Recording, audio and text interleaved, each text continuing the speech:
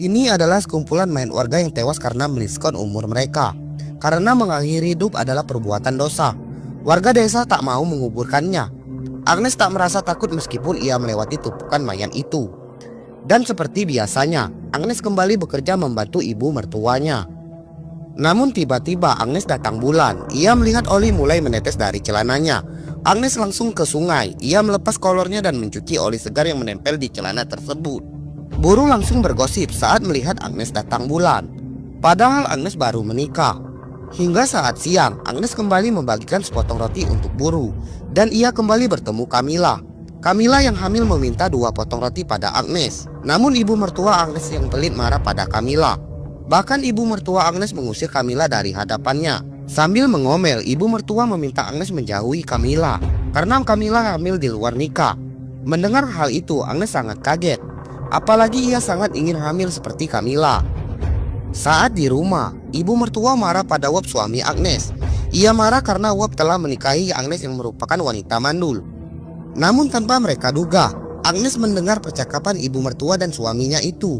Karena kesal, Agnes kabur dari rumah suaminya. Ia pergi ke hutan dan mendatangi tempat mayat Ewa. Ia menatap mayat Ewa dengan penuh penghayatan. Agnes merasa iri pada Ewa karena Ewa telah terbebas dari pahitnya duniawi. Agnes yakin kalau Ewa saat ini sedang bahagia di surga. Agnes memutuskan pulang ke rumah ibunya. Namun ia tak bisa masuk rumah karena aturan di Eropa waktu itu, wanita yang telah menikah tak boleh pulang ke rumah orang tuanya. Agnes masuk ke kandang babi. Karena kelelahan, ia tidur di kandang babi. Kakak Agnes yang melihat Agnes di kandang babinya langsung membangunkan Agnes dan menanyakan apa yang terjadi. Karena tidak ada KDRT, kakak Agnes memintanya agar segera kembali ke rumah Wop suaminya. Bukannya kembali, Agnes malah keluyuran di tepi hutan.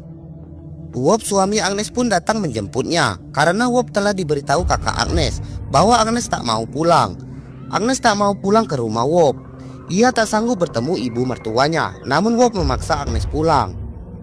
Keesokan harinya, Wop dan ibunya mendapati kalau hewan ternak banyak yang mati karena diserang penyakit aneh. Ibu mertua menuduh kalau ini adalah kutukan dan kesialan karena ada Agnes di rumah mereka. Karena muak dengan Agnes, ibu mertua membangunkan Agnes yang hanya tiduran di ranjang. Karena kesal, Agnes menjilat serbuk hitam yang ada di botol kaca. Sementara Wop suaminya tampak sedang asik di pesta rakyat pada malam itu. Hingga setelah memakan serbuk itu, Agnes mulai berhalusinasi. Keesokan harinya, kondisi Agnes makin buruk. Agnes meminta Wop memanggil pendeta. Ia ingin melakukan pengakuan dosa. Karena Agnes merasa kalau hidupnya tak